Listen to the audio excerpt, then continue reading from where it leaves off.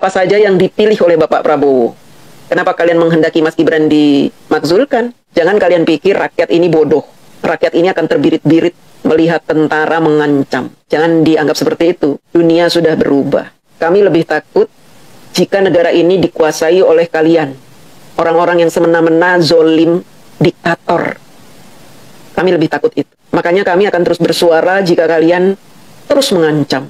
Saya sebagai bagian dari bangsa Indonesia ini tidak terima jika kalian ingin menegakkan kembali kezoliman tentara. Saya tidak terima itu. Saya mau tentara yang ada di negara kita mengayomi rakyat. Tentara itu mengayomi rakyat, bukan membunuhi rakyat, mengancam rakyat.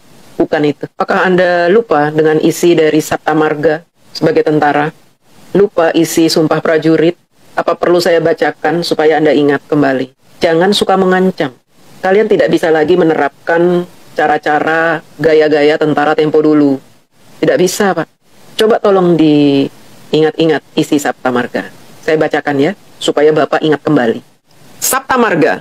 Kami, warga negara Kesatuan Republik Indonesia yang bersendikan Pancasila. FPI, HTI itu tidak suka dengan Pancasila. Kami patriot Indonesia, pendukung serta pembela ideologi negara yang bertanggung jawab dan tidak mengenal menyerah. Kami kesatria Indonesia yang bertakwa kepada Tuhan Yang Maha Esa serta membela kejujuran, kebenaran, dan keadilan.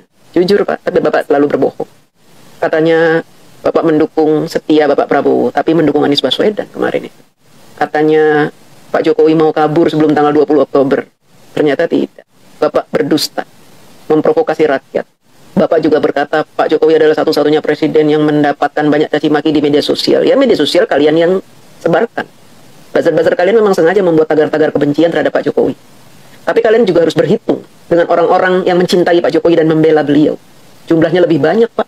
Makanya kalian kalah pilpres. Kami prajurit Tentara Nasional Indonesia adalah bayangkari negara dan bangsa Indonesia.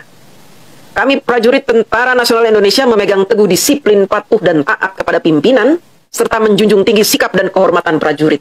Bapak tidak taat terhadap pimpinan, sehingga Bapak membenci Pak Jokowi. Pak Jokowi adalah panglima tertinggi saat itu, tapi Bapak justru melawan Bapak Jokowi dengan menyebarkan fitnah dan adu domba. Kami prajurit Tentara Nasional Indonesia mengutamakan keperwiraan di dalam melaksanakan tugas, serta senantiasa siap sedia berbakti kepada negara dan bangsa.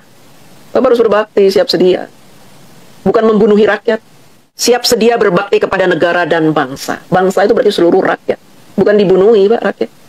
Jangan mentang-mentang tentara, Bapak seenaknya aja mukulin pencuri singkong. Di mana jiwa Sabta Marga Bapak? Yang ketujuh, kami prajurit Tentara Nasional Indonesia setia dan menepati janji serta sumpah prajurit. Bapak masih ingat sumpah prajurit isinya apa? Saya bacakan ya. 1. Bahwa saya akan setia kepada negara Kesatuan Republik Indonesia yang berdasarkan Pancasila dan Undang-Undang Dasar 1945.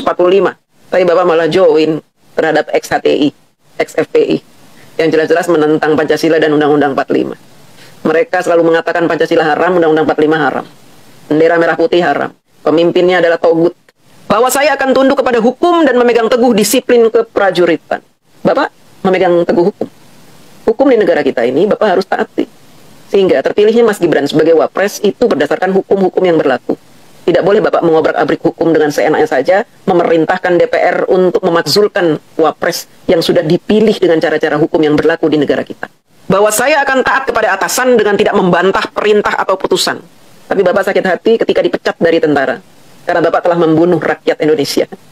Sehingga Bapak harus memfitnah Pak Jokowi, mendowngrade-nya, menghina-dina Pak Jokowi, bahkan menyebut Pak Jokowi dengan kata-kata yang menghinakan.